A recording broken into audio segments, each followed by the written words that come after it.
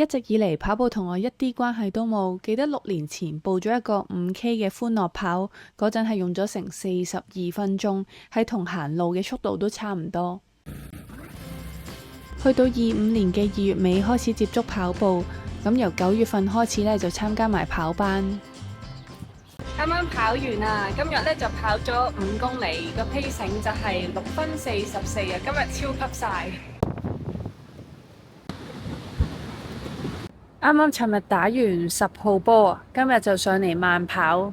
嗰陣嘅我慢慢開始建立到跑步嘅習慣，每個禮拜都會跑1-2次嘅。不過就發現自己唔夠肌力，好快呢就提唔起隻腳，所以就要做下一啲肌力訓練嘅動作。不過講真就真係唔係做咗好多次。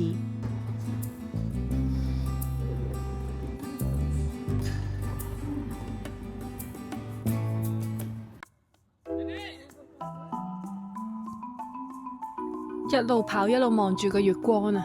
記得中秋節嗰排工作好忙，成個星期都冇時間跑步，所以一到公眾假期呢，就去跑返步。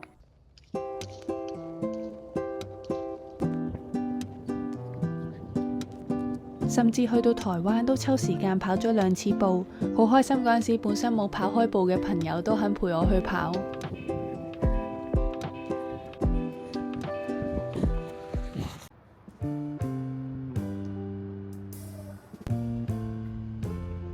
啱啱跑完咗8K，個 pacing 6分19，仲有個零星期就係街馬，第一次跑10K。嘉利街馬呢，就係我參加嘅第一個10K 比賽，拎咗號碼布啦，個名勁難揾。比賽當日好彩我哋早咗20分鐘去排隊，如果唔係真係開賽好耐都未出發到。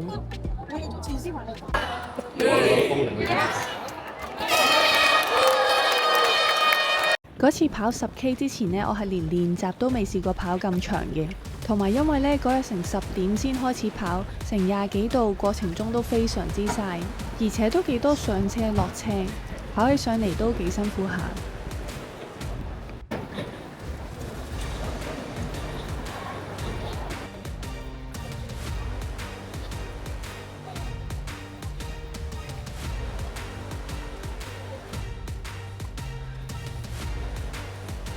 由上跨灣橋開始，我都已經喘氣啦。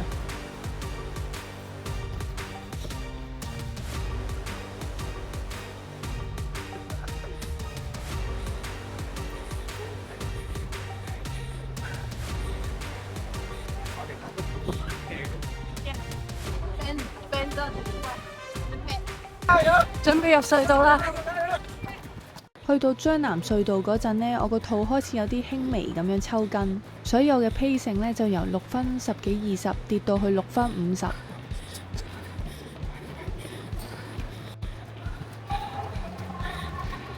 準備上車，5公里啦！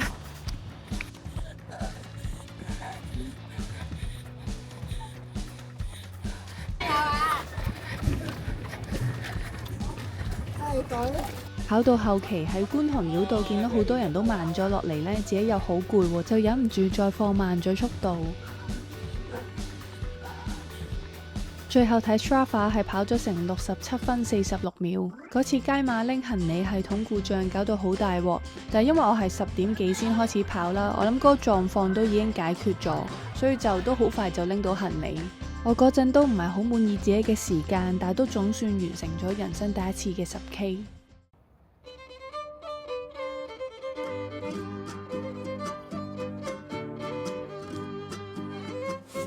我覺得呢，我上次跑街馬之前呢，就冇一個即係好 regular 咁練習啦，就得閒就跑，唔得閒就冇跑。咁但係呢，今次準備 UNICEF 呢，我希望就 regular 啲，即係可能1個禮拜會跑3次，一次就係 easy run 啦，跟住2次就係跑 program 咁樣。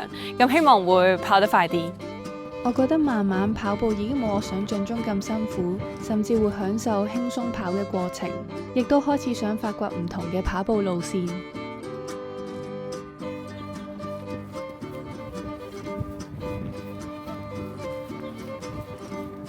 係啦，啱啱收工啊！今日準備去拎號碼布。啱啱啱喺中港城嗰度拎咗號碼布啊，然後呢，咁啱見到個天好靚喎。正所謂士波架撐多，今次比賽之前呢，都課金買咗對做特價嘅 Boston 13。比賽當日，我哋搭頭班車出發去迪士尼樂園。嗰陣喺南昌 miss 咗班車，仲好驚趕唔切7:05之前寄行李，但係好彩去到嗰陣仲有得寄。早晨，哇！好多嘅朋友一齊參與啊！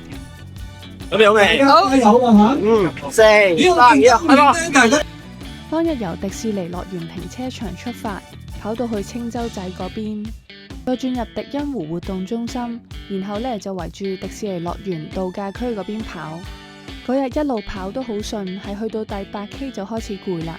好彩有個舊同事一路帶住我跑。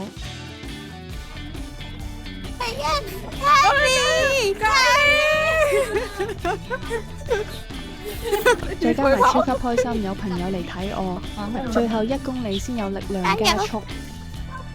不過呢，下次跑步之前記得就要剪腳甲，如果唔係就好似我咁流晒血㗎啦。